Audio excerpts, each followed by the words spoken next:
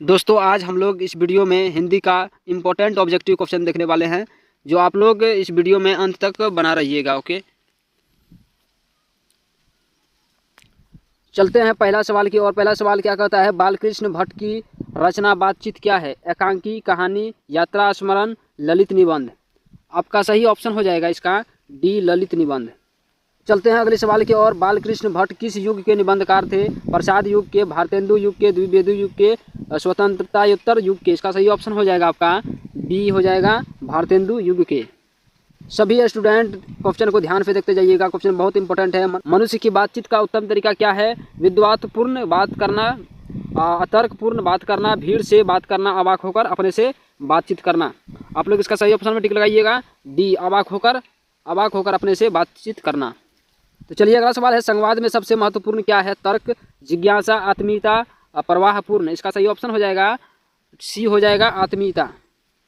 पलूटन का विदूषक कौन था? हजारा सिंह, मुख्यातार सिंह, वजीरा सिंह, कुलदीप सिंह। इसका सही ऑप्शन हो जाएगा सी हो जाएगा, वजीरा सिंह।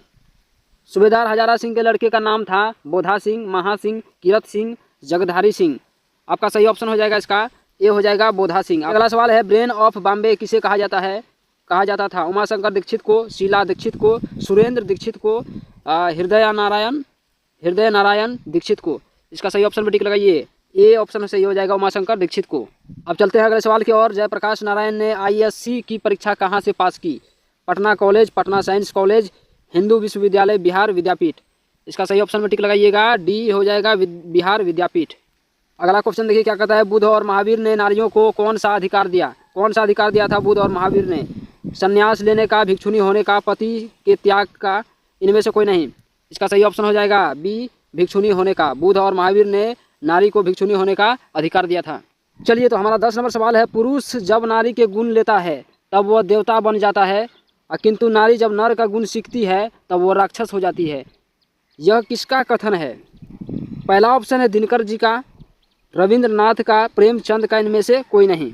आपका सही ऑप्शन सही हो जाएगा सी, प्रेमचंद का था। चलिए तो अगला सवाल है, अर्धनारीश्वर का किस विद्या से संबंध है? निबंध से, कहानी से, एकांकी से, व्यंग से। इसका जो सही ऑप्शन होगा सी होगा, एकांकी से संबंध थे। ने अपने जीवन के अंतिम दिनों में नारित्व की साधना की थी। गांधी जी ने, रविंद्रनाथ जी ने, दिनकर जी ने, उदय प्रकाश ने। इसका सही ऑप्शन होगा ए, गांधी जी ने। कोई भी स्टूडेंट को अगर हिंदी का सब्जेक्टिव क्वेश्चन चाहिए तो आप इस नंबर पर व्हाट्सएप कीजिए, मैं आपको फ्री ऑफ कॉस्ट बहुत ही इम्पोर्टेंट सब्जेक्टिव क्वेश्चन दूंगा। ओके ठीक है, अगले सवाल में चलते हैं। महेश्वर कौन सा फल लेकर आया था? आम का, केला का, सेब का, संतरा का। इसका जो सही ऑप्शन होगा ए होगा, आम का। महेश्वर जी ने आम का फल लेकर आया था। रोज कहानी का कौन सा पात्र डॉक्टरी पेशा से जुड़ा था? कौन सा पेशा डॉक्टरी से जुड़ा था? मालती, महेश्वर, मालती के रिश्तेदार का भाई, इनमें से कोई नहीं। आपको सही ऑप्शन पता होगा, डी होगा, महेश्वर। चलते हैं अगले सवाल में। अज्ञेय जी ने कितने वर्ष की उम्र में कविता लिखना शुरू किया? कितने वर्ष की उम्र में अज्ञेय ने कविता लिखना शुरू किया? 10 वर्ष की उम्र में, 12 वर्ष की उम्र में, 15 वर्ष, 20 वर्ष। इसका जो सही ऑप्शन होगा ये होगा, 10 वर्ष की उम्र में वह कविता लिखना शुरू किया था। भगत सिंह को फांसी दी गई, कब दिया गया? 23 मार्च 1931 को, 24 मार्च 1931 को, 25 मार्च 1932 को, 22 मार्च 1931 को। इसका सही ऑप्शन होगा ए, 23 मार्च 1931 को। याद रखिएगा क्वेश्चन को। एक लेख और एक पत्र के रचनाकार है, कौन है? भगत सिंह, सुखदेव, राजगिरी, चंद्रशेखर आजाद। इसका सही ऑप्शन हो जाएगा ए होगा, भगत सिंह। चौरा कांड कब हुआ था? 1921 को, 1922 को, 1924 को, 1920 को। इसका जो सही ऑप्शन होगा बी होगा, 1922 को। अगला सवाल है, तिनकठिया प्रथा का संबंध है ईख से, तंबाकू से, मसाला से, नील से। इसका जो सही ऑप्शन हो जाएगा डी होगा, नील से। पंडई नदी कहाँ तक जाती है? कहाँ तक जाती है? भिकना थोरी तक, बगहा तक, रामनगर तक, भितिहरवा तक। इसका सही ऑप्शन हो जाएगा ए, भिकना थोरी तक। चलिए अगला सवाल में चलते हैं। मोहन राकेश का जन्म कब हुआ था? 8 जनवरी 1925 को, 16 फरवरी 1930 को, 20 जनवरी 1926 को, 14 जनवरी 1931 को। इसका सही ऑप्शन होगा ए, 8 जनवरी 1925 को। इनमें कौन सी कृति मोहन राकेश की है? कौन सी कृति मोहन राकेश की है? पहला ऑप्शन है जिंदगी, मुस्कुराई, जानवर और जानवर, कोशिका, घटवार, बहती गंगा। इसका जो सही ऑप्शन होगा बी होगा जानवर और जानवर। अगला क्वेश्चन है राम की शक्ति पूजा किसकी कविता है? किसकी कविता है? पंत जी का, दिनकर जी का, महादेवी वर्मा का, निराला का। इसका जो सही ऑप्शन होगा डी होगा निराला का। चलिए तो अगला सवाल है प्रगीत और समाज के लेखक है कौन है? बालकृष्ण भट्ट, जयप्रकाश नारायण, नामवर सिंह, उदय प्रकाश। इसका जो सही ऑप्शन होगा आपका सी होगा नामवर सिंह। प्रगीत और समाज के लेखक कौन है? तो इसमें टिक लगाइएगा सी में नामवर सिंह। आत्मकथा लेखक की माँ किसके यहाँ काम करती थी? किसके यहाँ काम करती थी? सोमदत्त तगा के घर में, यज्ञ तगा के घर में, ब्रह्मदेव तगा के घर में, ज्ञानदेव तगा के घर में। इसका जो सही ऑप्शन होगा सी होगा ब्रह्मदेव तगा के घर में। चलिए हमारा सवाल है हर आदमी उस संसार को रचता है जिसमें वह जीता है और भोगता है, यह कथन किसका है? जी हाँ, इसका कथन जो होगा सी होगा मलयज का कथन था।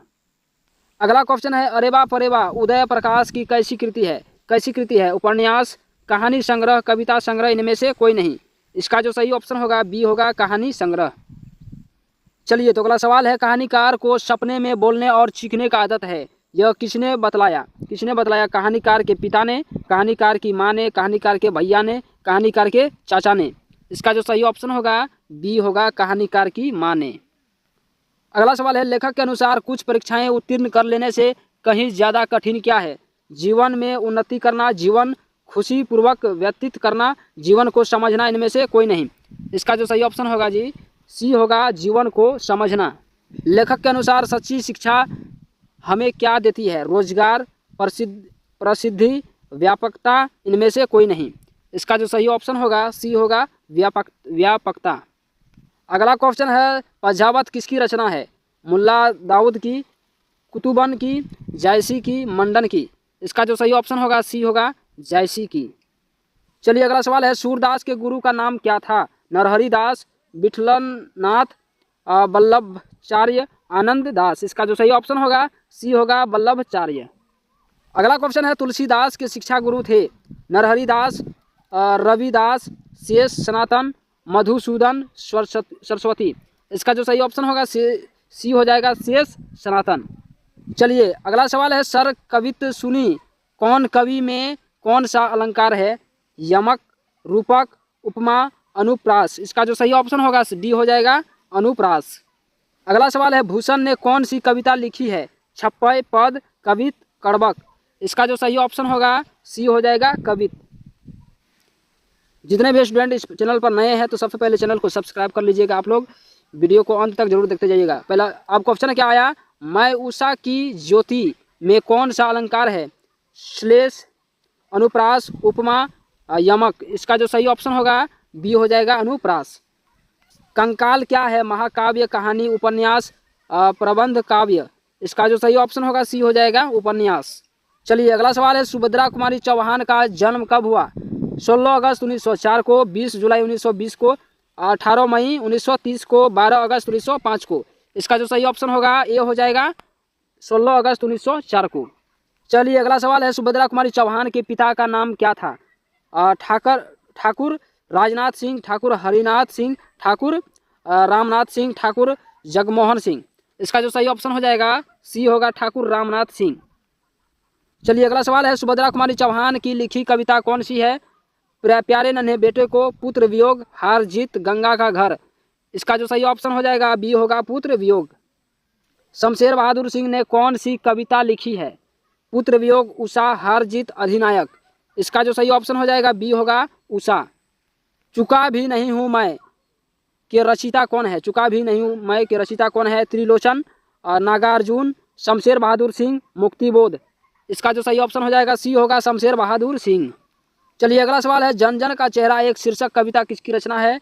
रघुवरी सहाय, गजानन माधव, मुक्तिबोध, जयशंकर प्रसाद, अशोक वाजपेयी। इसका जो सही ऑप्शन होगा बी हो जाएगा गजानन माधव मुक्तिबोध। 44 नंबर क्वेश्चन है गजानन माधव मुक्तिबोध का जन्म कहाँ हुआ था? बिहार में, दिल्ली में, छत्तीसगढ़ में, पंजाब में। इसका सही ऑप्शन हो जाएगा सी छत्तीसगढ़ में। अगला क्वेश्चन है रघुवीर सहाय का जन्म कब हुआ था? 9 दिसंबर 1929 को, 19 दिसंबर 1930 को, 29 सितंबर 1931 को, 19 दिसंबर 1928 को। इसका सही ऑप्शन हो जाएगा ए 9 दिसंबर 1929 को। रघुवीर सहाय के पिताजी का क्या नाम था? रघुवंश सहाय, हरदेव सहाय, मणिशंकर सहाय, रघुनंदन सहाय।